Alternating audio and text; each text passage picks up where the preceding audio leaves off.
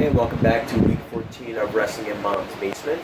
I, of course, am Patrick Young. And this guy to my right is the biggest Lucha Dragons fan I know, Joe Venuta. Thank you. Just because you're the only one that I know that owns their shirt. Sure.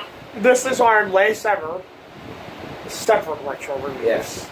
We've actually decided that I think it's a much better flow to our video for our retro review if we've actually both watched the same pay-per-view and actually have talked about it. And Joe agrees as well, so we're starting next week 15. Yep. And we're going to just do one show. One review per show. Yes. 2 reviews. One show. Yes. Yeah. And then he'll figure something special from the milestone shows. He's the thinker, I'm the doer. No, I don't have viral meningitis, just if you haven't heard. If you've heard about okay, so first off, if you've gotten to the point that this is a completely different day from the rest of the week, especially from our clothes, that yes, we're actually filming this a little later. Yes. And especially with that viral meningitis comment. Mm-hmm. So you saw it? Yes. And this isn't even the news part of it. No. That'll be later in the week. Well, or for us at about a half hour. Or for us on Monday, that we had decided. For news, yes. You guys will see that. On Tuesday. Yes. Alright, well anyway, I'm up first for my last separate retro review. It is In Your House 6. Later to be called Rage in the Cage through Coliseum Video. This is actually the In Your House right before WrestleMania 12, and that infamous match, that famous match of Shawn Michaels versus Bret Hart for the Iron Man match, and Diesel versus Taker also happened in that show. This In Your House actually sets up both matches. Because the main event is for the WWF Championship at the time, Bret Hart versus Diesel in a steel cage. And we also get Shawn Michaels putting his Royal Rumble opportunity on the line against Owen Hart.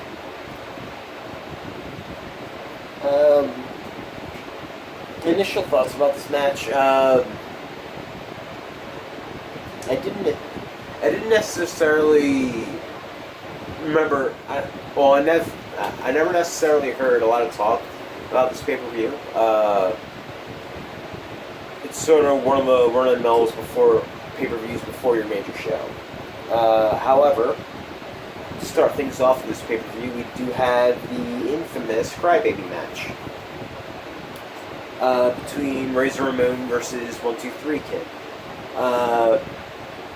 The winner of the match by pinfall or submission gets to put a diaper on the loser of the match. It's not so captivating. Yes. And they also added powder in it too. Powder is actually used as one of the blinding spots for $1 Million Man who, in fact, was out there with 1-2-3 Kid heel.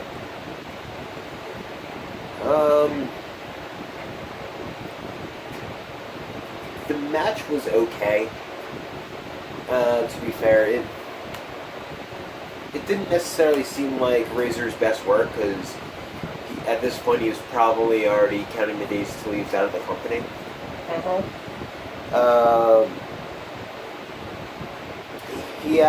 However, Razor actually does win with 2 Razor's edges.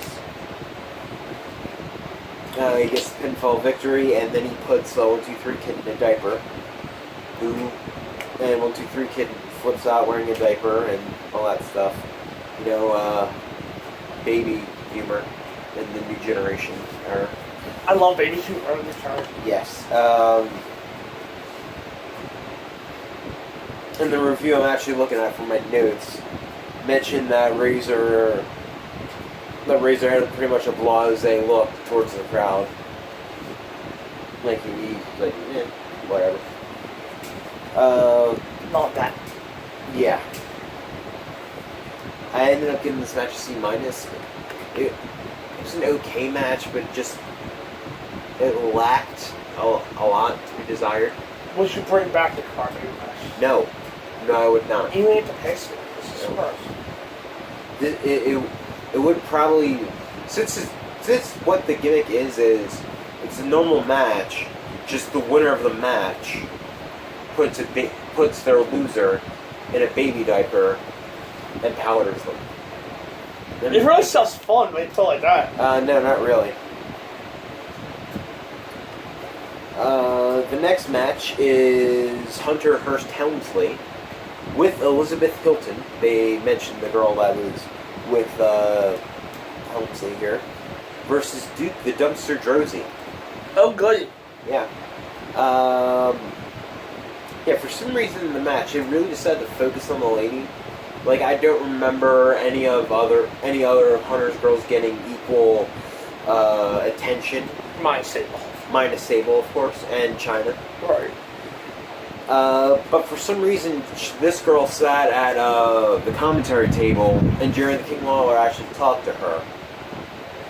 So my educated guess was they were looking. I know they were looking for a more permanent person to be with Hunter, and they were looking at her. And I believe Hunter also kissed her at the end of the match.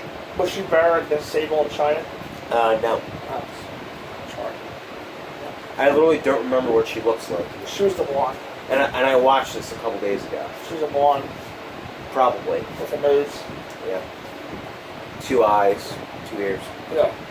And mouth. Maybe a beard.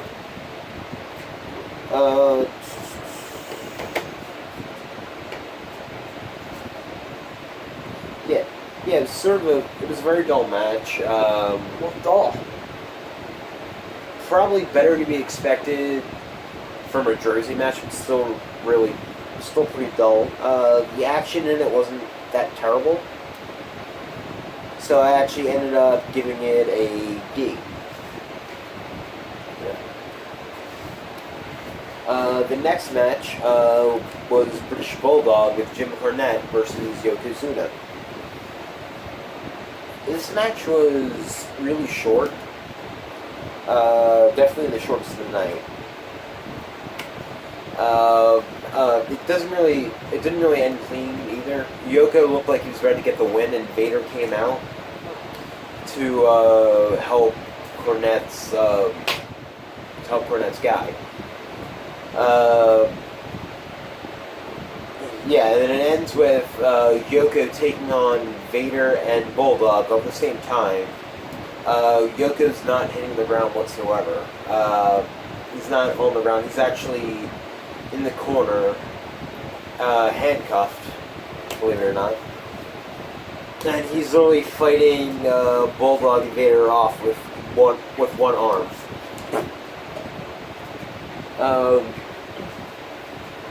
And however, this is an interesting thing I saw in this pay-per-view.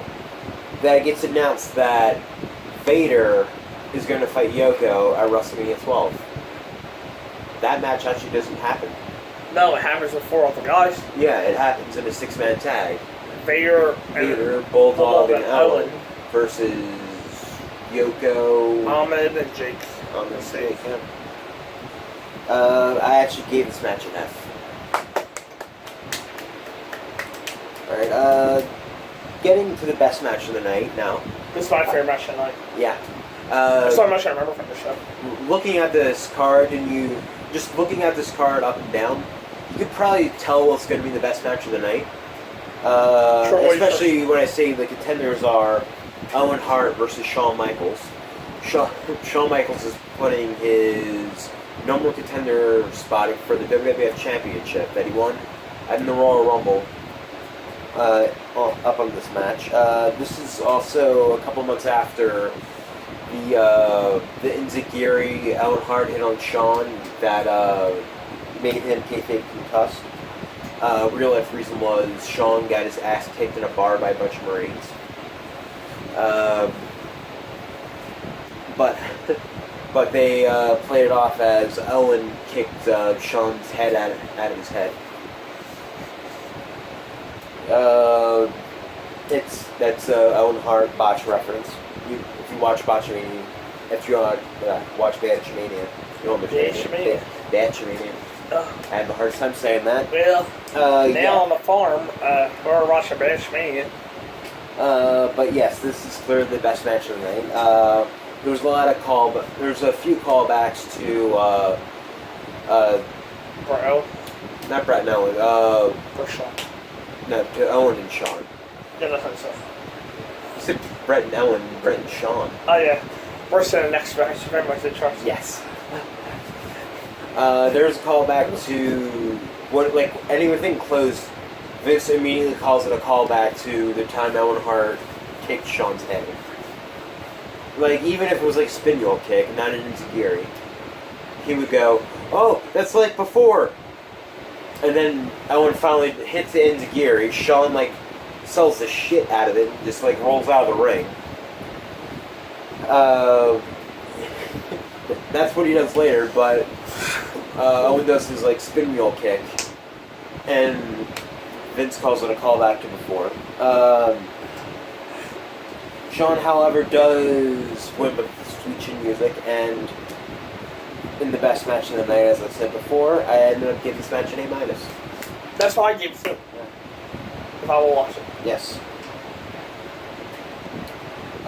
They did fill some time next, so they can actually build the cage for Brett and Diesel.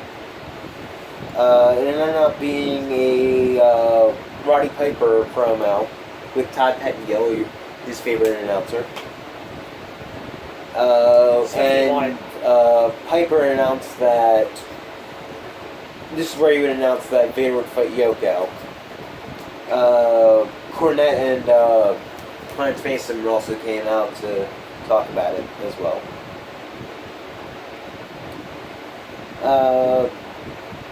Then the next match, the main event of the night for the WWF Championship, Steel Cage, Diesel versus Bret Hart.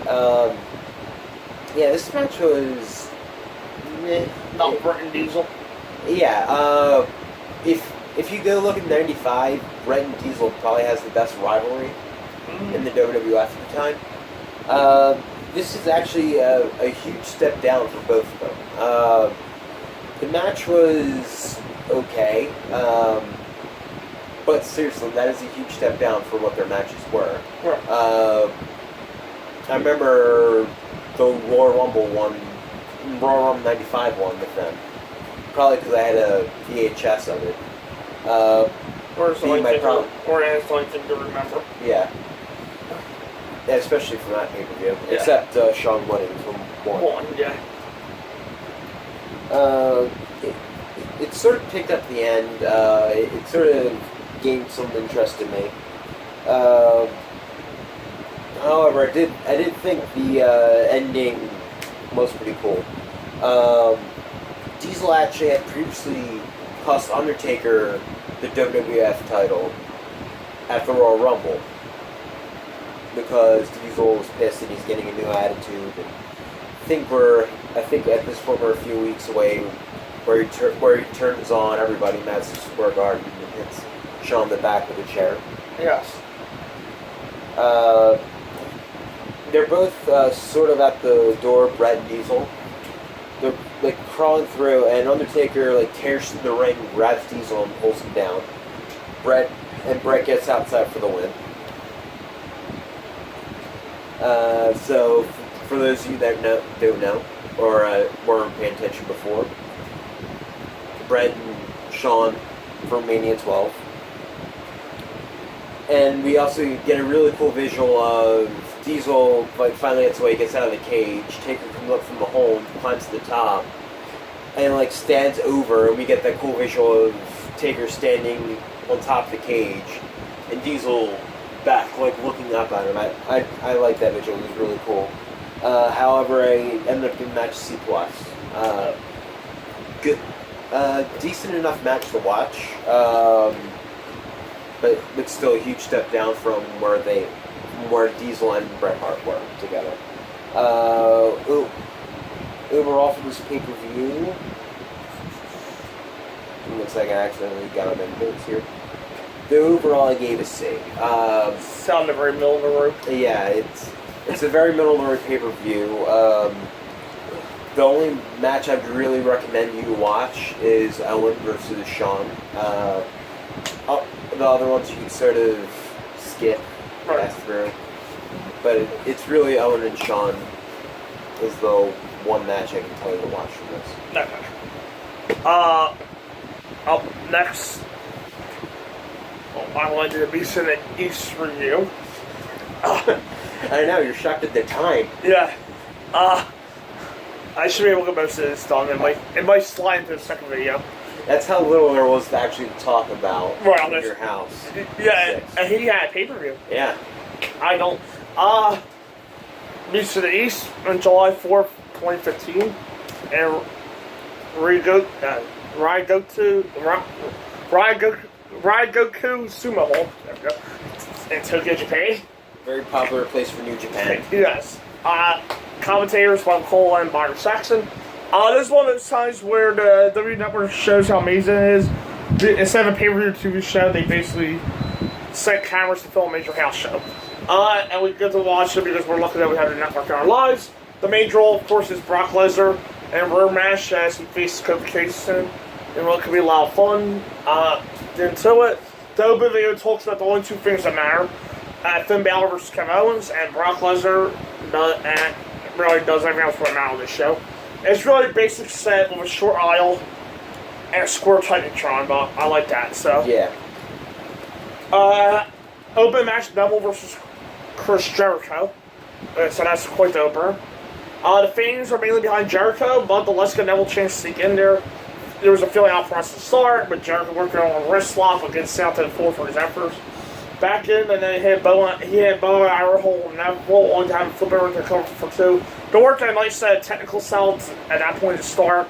Cole told us about their histories, and my mind's blown as we hear about Dragon Gate and FMW on WWE programming for Neville. Back up, and Neville tries some flips on his sail to the floor. Then a springboard drop kick put him down again. The fans were eating up Jericho. Then we hit a chin lock back inside. Jericho's working very similar heel style, but he was still being faced for a big crowd. And Enziguri gets two on Neville. Cole with one of his Coleisms, and now Neville may be the one heading back to the locker room. He was knocked down another ring from Enziguri.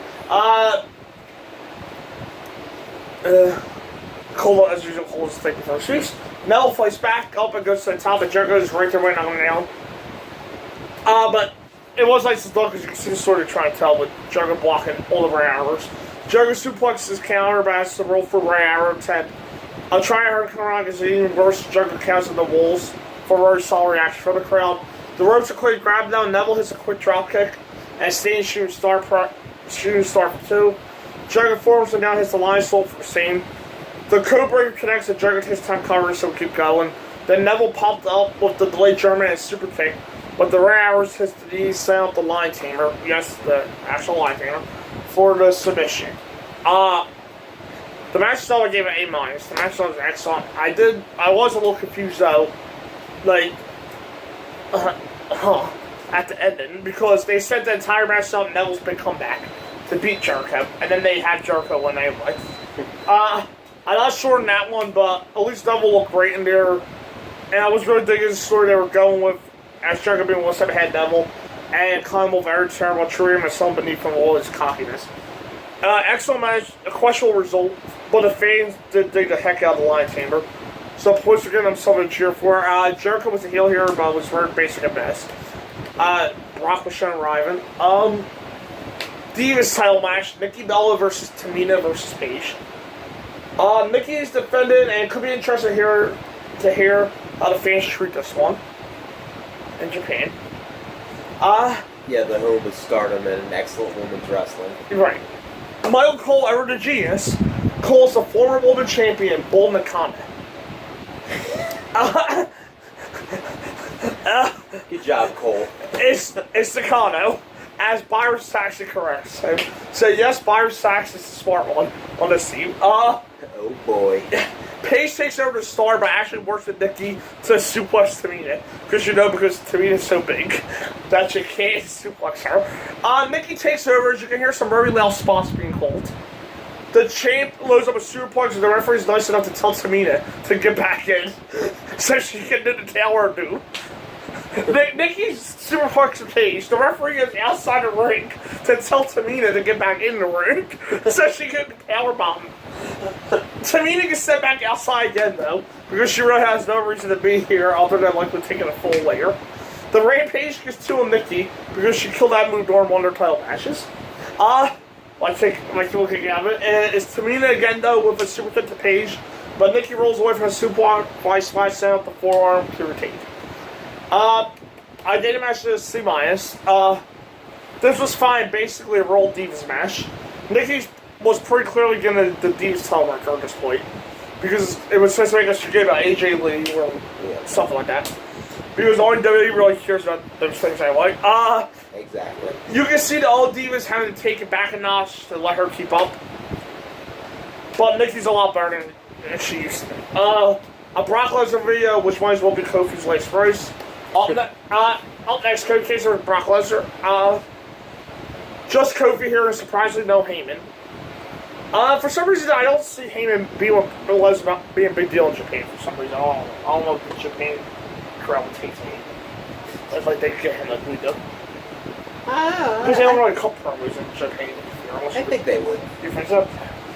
Kofi started up the build. Maybe not like one of his long-winded promos they wouldn't get in English. Right, yeah. That they probably won't get, but I think just Heyman standing with Brock, I don't think it would be that. I think they'll get that.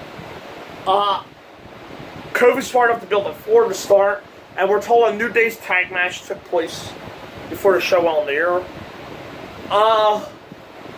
It was them versus the Lucha Dragons. Cole mentions Brock being the IWGP Heavyweight Champion, the current IWGP Heavyweight Champion. Which is always interesting here in WWE. The IWGP Heavyweight Championship stat, not Brock being the current one at this point. I'm actually going to look up who was the current. It was Okada? Alright. Well, was it Okada or Tanahashi? I'm 90% sure. Could have been AJ. Well, at that point, fight years in WWE. I will look it up. Yeah, you might actually be right. It might have been AJ. It was either AJ or Okada. Let me remember for a second. Cole mentioned the chase over a few seconds, but the inevitable beating quickly begins. Kofi's crossbody works as well as you would expect it to work. And a drop into the back just annoys Brock even more. Kofi flips out of German, goes underneath for as much effect as it's going to have. There's the first German though, and the Japanese fans chant Suplex C. German number 2 makes Kofi's hair bounce a little bit. The fans try to cheer for Kingston, so Brock just destroys with that 500 pin at 2 minutes and 58 seconds. This is exactly what it should have been. Brock throws in a few more Germans because he can, followed by some F5s to an invading New Day. Again, this is exactly what it should have been. And in case you're wondering about the other 2 matches, Cesaro beat Diego by submission, and the Lucha Dragons pinned the New Day in dark matches. Okay, so what was the date of this? July 4th, 2015. It would be AJ Styles by 1 day. Oh, wow. Because on July 5th, 2015, Kazuchika Okada would win it in Osaka, Japan. Oh, okay, so there you go. At Dominion 7.5 in Osaka, Johan. There you go. Quick recap of the NXT title match, which should be main event. But instead we're getting a late tag match because it's somebody worse.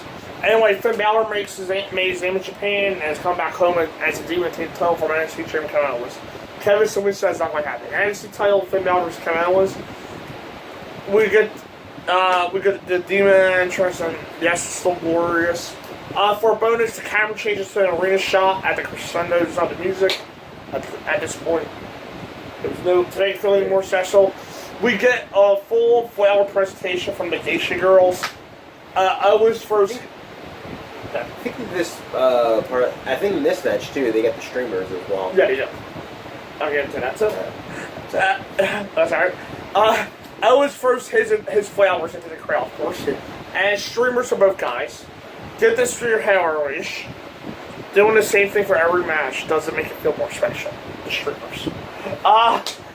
That's more or less the ROH crowd, though. Okay, fine. Orange crowd. Hideo Itami's shown in the front row. Yeah, because they just give it out. Yeah, they do. Yeah. Especially if they don't sell them for $5 a pop for streamers to throw. Right. Or someone just brings them in Mm-hmm. and hands them out. Hideo Itami was shown in the front row. But this was practically his match. And we're ready to start. Balor had more paint than ever at this point with his face, torso, and left leg all covered. Balor charges the bell, loads up the coup de grace in the first 10 seconds. Owens rolls outside, so Balor does a big dive as the instant change up. He tries to be able to get in, he's a baseball slice. Balor's all over him, back in. Owens hammers away, take over for the first time. And then Owens just shuffles in the middle to beat down that, and that's why I'm the champ. We hear more Balor's accomplishments in New Japan as Owens takes some bows. Resulted chinlock C before forearm breaks up Balor's springboard. The slow pace is working for Kevin. Here ran fist him very well. Finn beats the count back in, but takes the back splash for two. Back in, Owens stands there and down runs the Rose before stopping for a chinlock. Owens says, "Are you not impressed? I don't care. I hate this country and all those stupid people." Balor fights back in, Miller forearm for two. So Owens does Cena's finishing sequence, complete with an attempt at AA. Balor's afraid of Balor's on free. Balor slips out. Twice in a row, Bloody Sunday's tease and a finish gaps. But it was a Pele kick to put Owens down and set. Owens takes a big flip dive and a top rope double stomp to the back, followed by reverse Bloody Sunday, not cold now, of course, for a very close to. The coup de grace misses throw and Owens cannibal gets two. The Pax Power Slam gets the same with Balor as a quick slim going. Another coup de grace is counter, so Balor kicks him in the head and finally connects with the stomp for two. I actually thought that was it at that point. Owens can't hit the swing of Fisher superplex, so he sells for a middle rope regal roll, as I call it, for two. That looked great. Kevin Swanton on his knees and the real Bloody Sunday gets it even closer to. They're train bombs here, and it's going to also. Owens makes it Thomas take a slap in here in the face, saying the hero can't beat him. Balor drop kicks in the corner, hits a run corner drop kick, and a second coup de grace for the title. Was there anything about this is going to be awesome? Owens is one of the best heels that I've seen in years, and he does everything he can do to make you hate him. The fact that he could go as well as he does in the ring makes me embarrassed, which is saying quite a bit, as he's that good of a character. Airman's Tatsumi Fujinami comes in to congratulate the new champion. Your favorite person in the WWE 2K18. Yes. Owens, of course, refuses a handshake because he's a true heel. And our main event, Kane and King Barrett versus Dolph Ziggler and John Cena and Dolph Ziggler. Here's a match I don't want to see because it's laying me by house singers. WWE didn't think this up through, and Lana isn't even here at this point. I think first one makes sense out there. Ziggler's shoulders back. Oh, yeah, that's right. That's the storyline was going on, right? Yeah. Ziggler's shoulders back down and starts, so it's all to the power guys. Me and Kane get some more main event crowds in a new country at this point. Cole's line. Coleism. Cena has restored credibility to what many will admit was a rather stagnant United States title. Now, he was actually true here. But this is also proof that Vince wasn't listening to the commentary. That is true. Yeah. Cena slugs away. Now Cole is going to come up later. Cena slugs away Kane for no effect, just as he's done about 194 times over the years. Maybe we're lucky Kane would break a hole in the ring and be a demon monster again at this point. As he was corporate. Yeah. Barrett chinlock Cena before by the Kane, who bores the announcer so much that they start name dropping Japanese wrestlers at co-promoted shows. Cole, quote, "It's amazing to know that COO Triple H is watching this show live." No, it isn't that amazing to know that. I would hope that Triple H is watching this show live. Yes. Barrett comes back in for some big right hands, and the announcers keep trying to find anything to talk about here. Another Barrett chinlock slows things down even more, but Cena comes out with an AA to a very limited reaction. Kane breaks up the tag, but can't hit a choke slam. So Cena, over the genius, tries an AA. So this gives Kane the powers of history that Cena's strength don't work. Because Cena can usually do that on Henry and Big Show, but can't handle the 100-pound Iron Man. Another chinlock makes the match drag any further, but Barrett misses an elbow to finally allow Ziggler to hot tag. Dolph cleans house and gets taken down again, just so this match can keep going on for reasons I do not understand. Just let's see an AA Barrett for the pin, right? We hit the double arm stretch on Dolph before Wizard changes count to a crucifix for 2. The 5th chinlock in this match is followed by Barrett's apron knees and yet another chinlock. Wizard change stops Ziggler again, and Kane does the old Arn Anderson spot of dropping the pin down on his opponent's back. Just one down, just sitting down, dropping until he crushes himself on Dolph's knees. Now, usually that would be a hot tag, but why do that when Kane hit Big Boot? And double back elbow for the heels to keep going. The chokeslams counter, Ziggler finally hits the jumping DDT for the hot tag. Cena AA's Kane with these, because this match has reached the last 10 minutes from history. And hits another on Barrett for the pin and the win. D. The match was either horrible, but you could have cut out at least 10 minutes of this and done it as actually a match. Rusev would have made a lot more sense than Barrett. Yes. But for some reason, they didn't change this match to anything else. The time was the real problem here, as it went on forever. 23 minutes and 50 seconds. And the chinlocks killed any interest that might have been there. A big celebration as the show. Cole with the final Cole was in the night. You and I have actually trended on Twitter tonight. Is there really all the way to end this? Thankfully, the last shot shows Balor hold up the title. Overall, I gave it a B. Here's the thing: they showed 2 goals to hero. Brock Lesnar being destructive, and a good NXT title match with Balor getting the belt. They nailed those 2 things to near perfection, so anything else was a bonus. Luckily, there was a good opener and fine Divas match, but the main event killed a lot of energy the show had. They really should have won all matches in this place. Because that was the clear wrong choice at the show. This show ended with Balor pin. That was not a lame time match. Still though, really fun stuff like a glorified house show. I will recommend Chris Jericho and Neville and Finn Balor versus Kevin. Alright, if we hurry up, we can actually get our pick in. Yeah, we got 2 picks coming, one for episode 15 and one for episode 16. Alright, so I'll pick first. Hell in a Cell 2011. John Cena steps inside Hell in a Cell for the WWE Championship on the line against Del Rio and CM Punk. Episode 16. WrestleMania 8. Ric Flair puts the WWE Championship on the line against Monster Randy Savage. Hulk Hogan versus Sid Justice. I play versus Bret Hart. Alright. Now double for episode 14. Yep. And then we'll see you next time.